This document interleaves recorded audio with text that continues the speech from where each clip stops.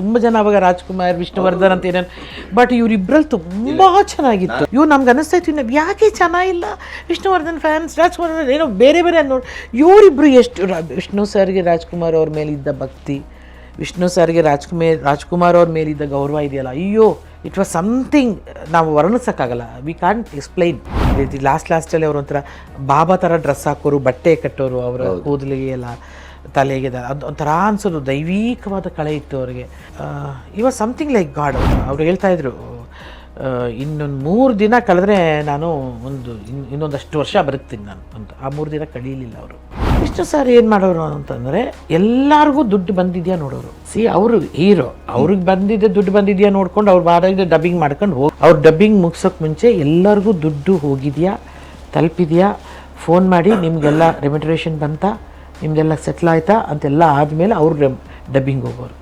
ನನಗೆ ತುಂಬ ವಿಶೇಷ ಮತ್ತು ಒಂದು ಸಂತೋಷ ಕೊಡುವಂಥ ವಿಚಾರಗಳಂದರೆ, ಇವ್ರು 3 ಜನ ಒಟ್ಟಿಗೆ ಮಗಳಾಗಿಯೂ ಪಾತ್ರ ಮಾಡಿದ್ದೀನಿ, ತಂಗಿಯಾಗಿಯೂ ಪಾತ್ರ ಮಾಡಿದ್ದೀನಿ, ಸ್ನೇಹಿತೆಯಾಗಿಯೂ ಪಾತ್ರ ಮಾಡಿದ್ದೀನಿ, ಹೆಂಡತಿಯಾಗಿಯೂ ಪಾತ್ರ ಮಾಡಿದ್ದೀನಿ. ನನ್ನ ಅದೃಷ್ಟ ಅವ್ರ ತಾಯಿ ಆಗಲಿಲ್ಲ ಅಷ್ಟೇ.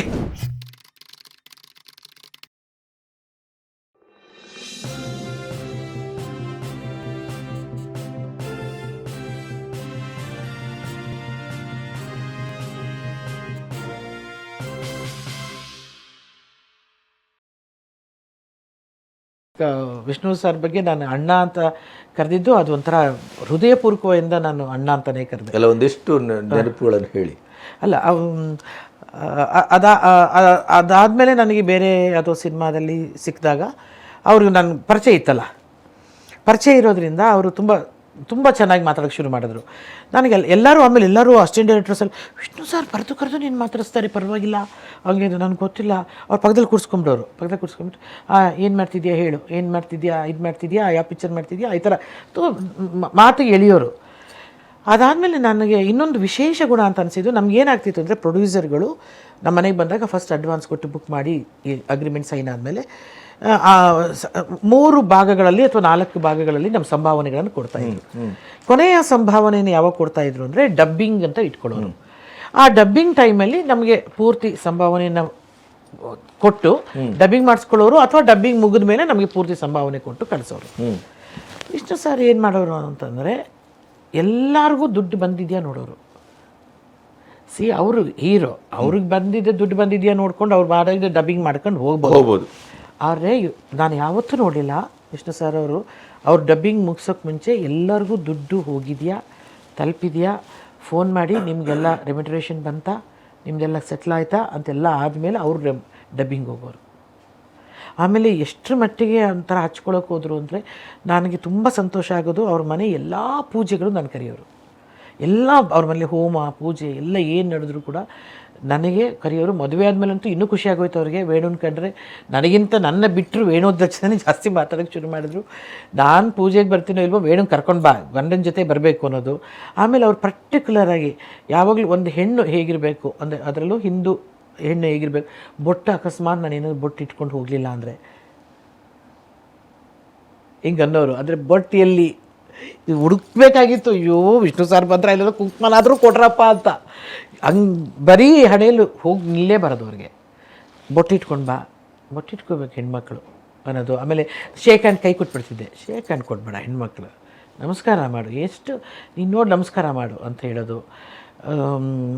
ಅಯ್ಯೋ ತುಂಬ ಒಂದು ಬಾಂಧವ್ಯನೇ ಬೆಳೆದುಬಿಟ್ಟಿತ್ತು ಅವ್ರ ಕುಟುಂಬದ ಜೊತೆ ನನಗೂ ವೇಣುಗೂ.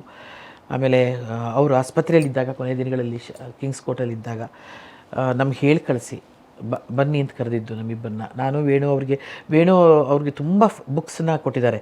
ಈ Amitabh Bachchan life history books, ಅದು ಇದು ಎಲ್ಲ ತಂದು ತುಂಬ ಇಂಟ್ರೆಸ್ಟಿಂಗ್ ಓದೋರು.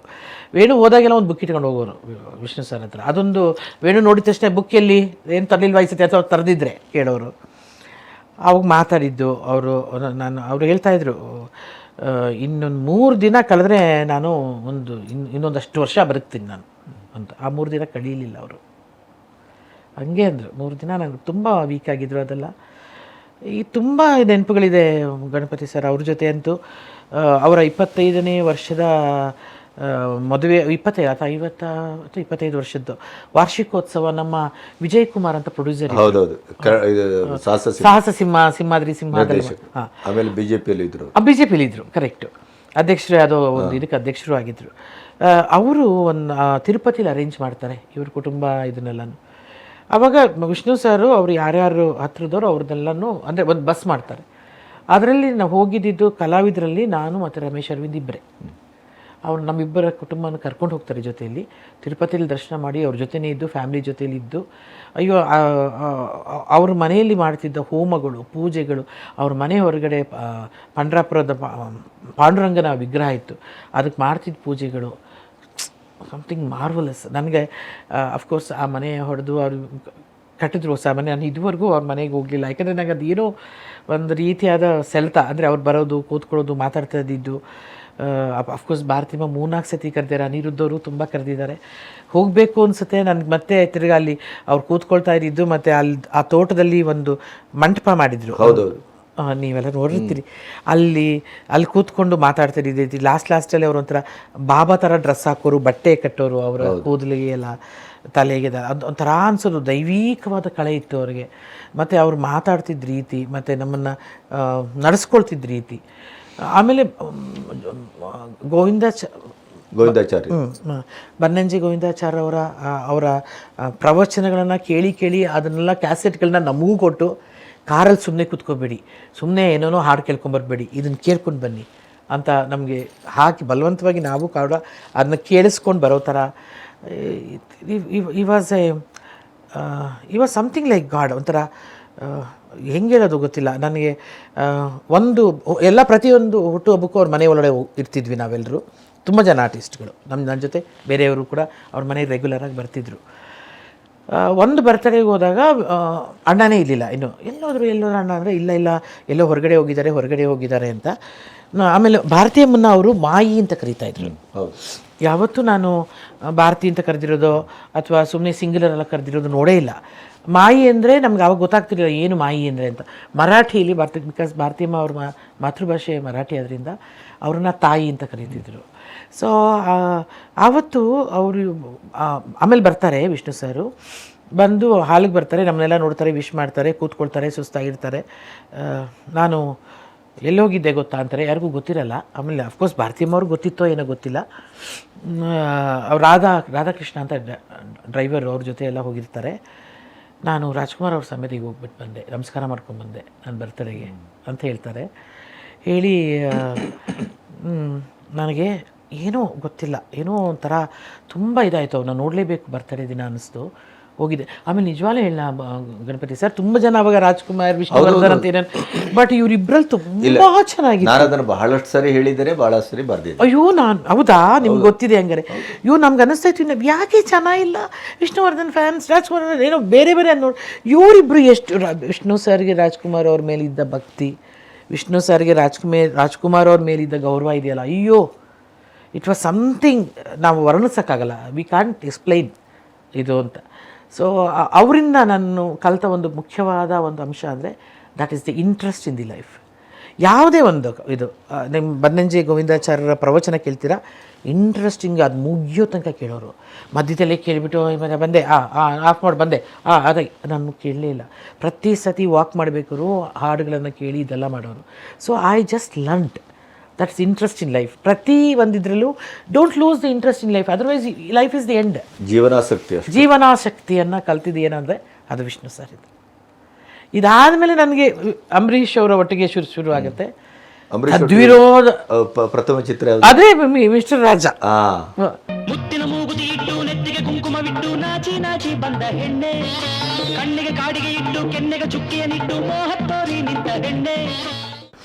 ಅಯ್ಯೋ ಎಂಥ ತದ್ವಿರೋಧ ಅಂದರೆ, ಇವರು ಎಷ್ಟು ಸೈಲೆಂಟು, ಎಷ್ಟು ಇದು. ಇಲ್ಲಿ ಬರೋದೇನು ಯಪ್ಪ, ಯಾರೋ ಬಂದ್ರಲ್ಲಪ್ಪ, ಅಂಬರೀಷ್ ಅಂಕಲ್ ಬಂದರು. ಸಾರಿ, ಅಂಬರೀಷ್ನ ಅಂಕಲ್ ಅಂತಿದ್ದೆ ನಾನು. ಅದು ಯಾಕೋ ವಿಷ್ಣು ಸರ್ನ ಅಣ್ಣ ಅಂತಿದ್ದೆ, ಅಂಬರೀಷನ ಅಂಕಲ್ ಅಂತಿದ್ದೆ, ನಂಗೆ ಗೊತ್ತಿಲ್ಲ. ಆ್ಯಕ್ಚುಲಿ ಅಂಬರೀಷ್ ಅವರು ವಿಷ್ಣು ಸರ್ಗಿನ ವಯಸ್ಸಿನಲ್ಲಿ ಚಿಕ್ಕವರಾದರೂ ಕೂಡ ಏನೋ ನಾನು ಅವರನ್ನು ಅಂಕಲ್. ಆಮೇಲೆ ಅಂಬರೀಷ್ ಅವ್ರನ್ನ ನನಗೆ ಆ ಕಣ್ಣುಗಳು ನೋಡಿದೆ. ಕರೆಕ್ಟು, ಮಿಸ್ಟರ್ ರಾಜಕ್ಕಿಂತ ಮುಂಚೆ ಇನ್ನೊಂದು ಯಾವುದೋ ಸಿನಿಮಾ ಮಾಡಿದೆ ನಾನು. ಅದರಲ್ಲೇನೋ ಒಂದು ಸಣ್ಣ ರೋಲ್, ಸಣ್ಣ ಪಾತ್ರ. ಅಂದರೆ ನಾನು ಫಸ್ಟ್ ನೋಡಿದ್ದು ಕೆಂಪಗೆ ಒಂಥರ ಕಣ್ಣೆಲ್ಲ ಒಂಥರ ದಿಗಿಲಾಗೋದು, ಭಯ ಅಂದರೆ ಅವ್ರ ಧ್ವನಿಗೂ ದಿಗಿಲಾಗೋದು, ಧ್ವನಿ ಅಂತ ಮಾತಾಡೋದು. ಪ್ಲಸ್ ಅವ್ರ ಕಣ್ಣು ಹಿಂಗೆ ಹಿಂಗೆ ಏಯ್ ಯಾರದು ಅಂತ ಈ ಥರ. ನಮಗೆ ಅದು ಇವರು ತುಂಬ ಏನೋ ಇವರು ಅಂತ ನಡಗೋದು ನನಗೆ ಇಲ್ಲಿ ಗರ ಗರ ಗರ ಗರ ಗರ ಗರ ಗರ ಅಂತ. ಮಿಸ್ಟರ್ ರಾಜ ಶೂಟಿಂಗ್ ಟೈಮಲ್ಲಿ ಅದೊಂದು ತಮಾಷೆ ಆಯಿತು. ಅದರಲ್ಲಿ ಇಬ್ಬರು ಹೀರೋಯಿನ್ಸು, ಒಬ್ಬರು ಮಹಾಲಕ್ಷ್ಮೀರವರು, ಒಂದು ನಾನು. ಇಬ್ರಿಗೂ ಒಂದೊಂದು ಸಾಂಗ್ ಶೂಟಿಂಗಿಗೆ ಕುಂದಾಪುರ ಕರ್ಕೊಂಡು ಹೋಗಿದ್ರು. ಸೋಮಶೇಖರ್ ಡೈರೆಕ್ಟ್ರ್. ಸರಿ, ಇದು ಶೂಟಿಂಗೆಲ್ಲ ಸ್ಟಾರ್ಟ್ ಆಯಿತು, ಎಲ್ಲ ಆಯಿತು. ನಮ್ಮದು ಫಸ್ಟ್ ಸಿನಿಮಾ ಸ್ಟಾರ್ಟಿಂಗೇ ನಮ್ಮಿಬ್ಬರ ಸಾಂಗು, ಅದು ಪೂಜೆ ಅಲ್ಲೇ ಆಯಿತು. ಗಂಗಾಧರ್ ಅವರು ಪ್ರೊಡ್ಯೂಸರ್ ಅಂತ ಅಂದ್ಕೊಳ್ತೀನಿ, ನಾನು ತಪ್ಪಿಲ್ಲ ಅಂದರೆ. ಸೋಮಶೇಖರ್ ಡೈರೆಕ್ಟ್ರು. ಅಲ್ಲಿ ಸಾಂಗ್ ನಂದು ಮಹಾಲಕ್ಷ್ಮಿಯವ್ರದ್ದು ಸ್ಟಾರ್ಟ್ ಮಾಡ್ತಾರೆ. ಬಟ್ ನಮ್ಮನ್ನೆಲ್ಲ ಒಟ್ಟಿಗೆ ಕರ್ಕೊಂಡು ಹೋಗ್ಬಿಟ್ಟಿದ್ರು. ನನಗಿನ್ನೇನು ಬೇರೆ ಕೆಲಸವೇ ಇರಲಿಲ್ಲ. ನಾವು ಹೋಗೋದು ಮಹಾಲಕ್ಷ್ಮಿಯವ್ರ ಸಾಂಗ್ ಶೂಟಿಂಗಲ್ಲಿ ನಾವು ಕೂತ್ಕೊಂಡು ನೋಡ್ತಾ ಇರೋದು. ಕುಂದಾಪುರದಲ್ಲಿ ಶೂಟಿಂಗ್, ಅವ್ರದ್ದು ಬೀಚ್ ಹತ್ರ ಎಲ್ಲನೂ ಒಂದು ಸಾಂಗ್ ಆಗುತ್ತೆ. ಅವರು ಒಂದು 4 days ಶೂಟಿಂಗ್ ಆಗುತ್ತೆ ಅದೇ ಸಾಂಗ್. ಶೂಟಿಂಗ್ ಇವ್ರು ಪ್ಲ್ಯಾನ್ ಮಾಡ್ಕೊಂಡು ಬಂದಿದ್ದೆ 6 daysದು, 2 ಸಾಂಗ್ 3 ದಿನ ಅಂತ. ಸೊ ಅದೇನೋ ಒಂದು ಲೇಟ್ ಆಗುತ್ತೆ ಅಥವಾ ಏನೋ ಸಮ್ ಟೆಕ್ನಿಕಲ್ ಪ್ರಾಬ್ಲಮ್ ಏನೋ ಗೊತ್ತಿಲ್ಲ, 4 days ಅದೇ ಆಗೋಯ್ತು. ಸರಿ, ನೆಕ್ಸ್ಟ್ ಡೇ ನಂದು ಸಾಂಗ್ ಶುರುವಾಗುತ್ತೆ. ಸೀರೆ ಕೊಟ್ಟದೀರ ಮನಸ್ಸು ನಿಲಿತಾರ ಅಂತ ಒಂದು ಸಾಂಗ್ ಶೂಟಿಂಗ್. ನಮ್ಮದು ಅಲ್ಲಿ ಗುಡ್ಡದ ಮೇಲೆ ಶೂಟಿಂಗ್ ಮಾಡ್ತಾರೆ, ಯಾಕಂದರೆ ಬೀಚೆಲ್ಲ ಆಗೋಯ್ತಲ್ಲ, ಇವ್ರ ಸಾಂಗಲ್ಲಿ ಮುಗಿದೋಯ್ತು. ಬೀಚ್ ಅವಾಯ್ಡ್ ಮಾಡಬೇಕು, ನಮ್ಮದು ಇದ್ರ ಮೇಲೆ ಬೆಟ್ಟದ ಮೇಲೆ ಮಾಡಬೇಕು. ಬೆಳಗ್ಗೆ ಸ್ಟಾರ್ಟ್ ಮಾಡ್ತಾರೆ, ಸಂಜೆ ಒಂದು 5-6 ಗಂಟೆಗೆ ಪ್ಯಾಕಪ್. ಶೂಟಿಂಗೇ ಪ್ಯಾಕಪ್ಪು, ಸಾಂಗ್ ಮುಗಿದೋಯ್ತು. ಹೌದಾ? ಹಾಂ, ನಂದು 2ನೇ ಪಿಕ್ಚರು 3ನೇ ಪಿಕ್ಚರು ಅಂಬರೀಷ್ ಸರ್ ಒಟ್ಟಿಗೆ. ನನಗೆ ಮಹಾಲಕ್ಷ್ಮಿ ಸಾಂಗ್ 4 ದಿನ ತೆಗೆದು, ನನ್ನ ಸಾಂಗ್ ಏನು ಒಂದೇ ದಿನ. ನಾನು ಯಾರಿಗೆ ಹೇಳೋದು? ಅದು ಉಡುಪಿ ಜಯರಾಮೆ ಹತ್ರ ಹೋಗ್ತೀನಿ. ಮಾಸ್ಟರ್ಜಿ ಯಾಕೆ ನಂದು ಒಂದೇ ದಿನ ಮುಗಿತಮ್ಮ, ಸಾಂಗ್ ಅಷ್ಟೇ ಇರೋದು ಸಾಂಗು. ಆಮೇಲೆ ಅದು ದೊಡ್ಡ ಸಾಂಗಾ, ಇದು ಚಿಕ್ಕ ಸಾಂಗ, ಇದು ಕೂಡ 3 ನಿಮಿಷ, ಅದು ಕೂಡ 3 ನಿಮಿಷ ಸಾಂಗ್, ಹೆಂಗೆ ನಂದು ಮುಗೀತು ಅಂತ. ಸೊ ಇವರು ಮುಗೀತಷ್ಟೇ, ಅಂದರೆ ದೊಡ್ಡ ದೊಡ್ಡ ಶಾರ್ಟ್ಗಳು ತೆಗೆದ್ರು. ಪಾಪ ಅವ್ರಿಗೆ ಶೂಟಿಂಗ್ ಪ್ಯಾಕಪ್ ಮಾಡಬೇಕಾಗಿತ್ತು, ಅನಿವಾರ್ಯ ಇತ್ತು, ಮಾಡಿದ್ರು. ಬಟ್ ನನಗೆ ಸಂಕಟ ಹೇಳಿ. ಸೊ ನಾನು ಹೋಗಿ ಅಂಬರೀಷ್ ಅವ್ರ ಹತ್ರನೇ ಕೇಳ್ತೀನಿ, ಅಂಕಲ್ ಸಾಂಗು ನಂದು ಮಾತ್ರ ಒಂದೇ ದಿನ ಮಾಡಿದ್ರು, ಇವಳೊಬ್ಳು ಅಂಕಲ್ ಅಂತಲ್ಲಿ ಇವಳ ಜೊತೆ ನಾನು ಡಿವೇಟ್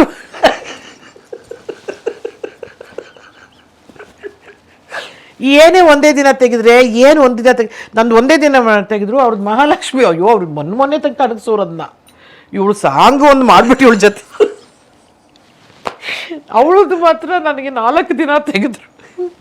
ಅವಳು 4 ದಿನ ತೆಗೆದ್ರೆ ಏನೋ, 1 ದಿನ ತೆಗೆದೇನು, ಸಾಂಗ್ ಕಟ್ ಮಾಡಲ್ಲ, ಫುಲ್ ಇರುತ್ತೆ.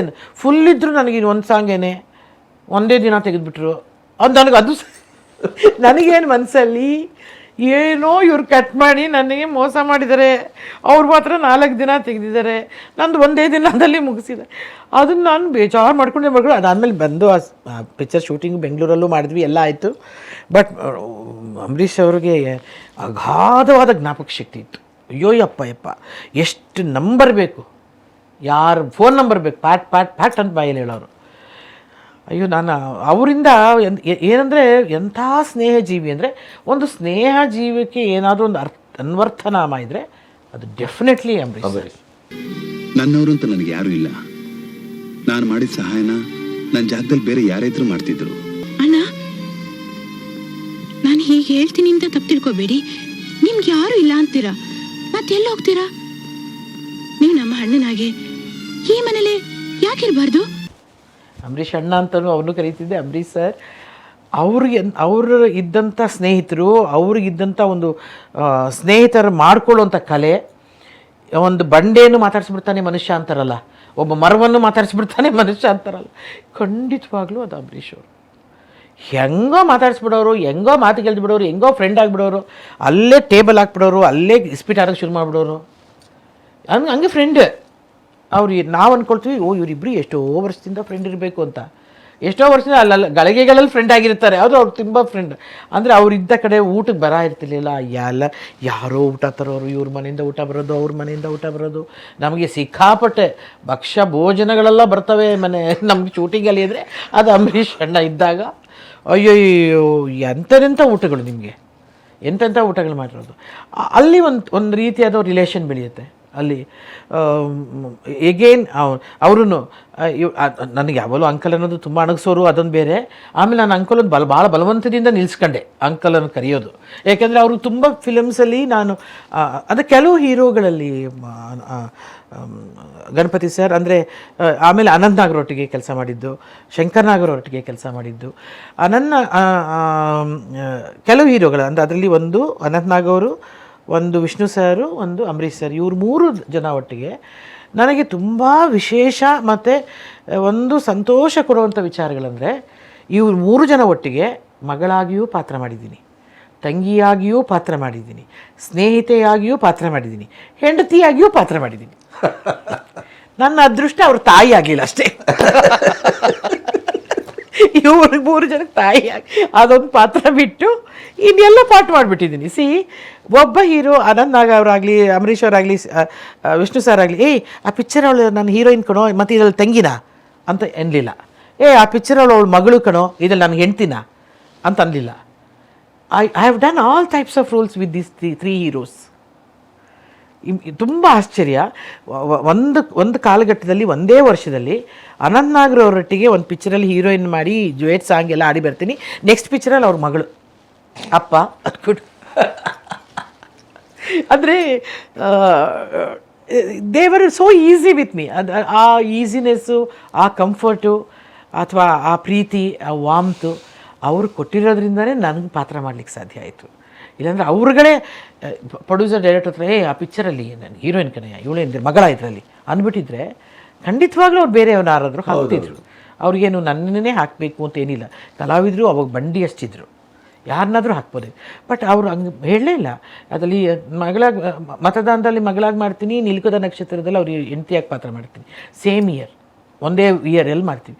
ಸೊ ಅವ್ರು ಯಾವತ್ತೂ ಆ ಥರ ಈ 3 ಜನ, ಎಕ್ಸ್ಪೆಷಲಿ ವಿಷ್ಣು ಸರ್, ಅಂಬರೀಷ್ ಅವರು, ಅನಂತ್ ನಾಗ್ ಅವರು, ಇವರು 3 ಜನದೊಟ್ಟಿಗೆ ಈ ಥರದ ಪಾತ್ರಗಳು ಮಾಡೋದಿದೆಯಲ್ಲ, ಅದು ಬಹಳ ವಿಶೇಷ ಅನಿಸುತ್ತೆ. ಒಂದು ರೀತಿಯಾದ ಗರ್ವ ಅನಿಸುತ್ತೆ. ಬಹುಶಃ ಬೇರೆ ಕಲಾವಿದರಿಗೆ ಈ ಥರ ಅವಕಾಶಗಳು ಸಿಕ್ತೋ ಇಲ್ವೋ ಗೊತ್ತಿಲ್ಲ ನನಗೆ. ಬೇರೆ ಹೆಣ್ಣು ಮಕ್ಕಳಿಗೆ ಮಗಳಾಗಿಯೂ, ತಂಗಿಯಾಗಿಯೂ, ಸ್ನೇಹಿತೆಯಾಗಿಯೂ, ಹೆಂಡತಿಯಾಗಿಯೂ ಇಷ್ಟೂ ಪಾತ್ರಗಳನ್ನು ಮಾಡ್ಲಿಕ್ಕೆ ಸಾಧ್ಯ ಆಯಿತೋ ಏನೋ ನಂಗೆ ಗೊತ್ತಿಲ್ಲ. ಬಟ್ ನನಗಂತೂ ಆಯಿತು. ಅದು ಸಾಕ್ಷಿಗಳು ಸಿನಿಮಾಗಳಿದ್ದಾವೆ.